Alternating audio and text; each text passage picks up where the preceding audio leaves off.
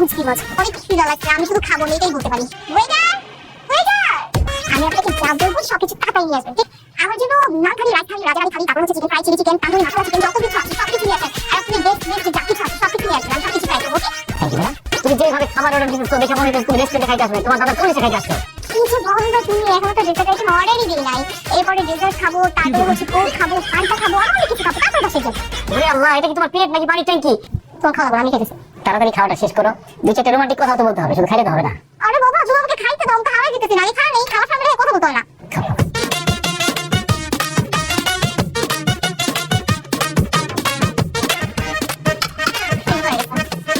আগে অনেক খাইতে পারতাম জানো, এখন খাইতে পারি না, ডায়েটে আছি তো এই জন্য। গরুর মতো খাইতেছস, তাও না কিন্তু আগের মতো খাইতে পারতেছস না, ডায়েট বুঝবো না। তুমি তাড়াতাড়ি বিটা দিয়ে দাও, আমি গেলাম। ওকে বাচ্চা একটু জীবনে রেস্টুরেন্টে খাইনি। আচ্ছা ভাইয়া, বিল কত হয়েছে? স্যার 12,000 টাকা। হোয়াট?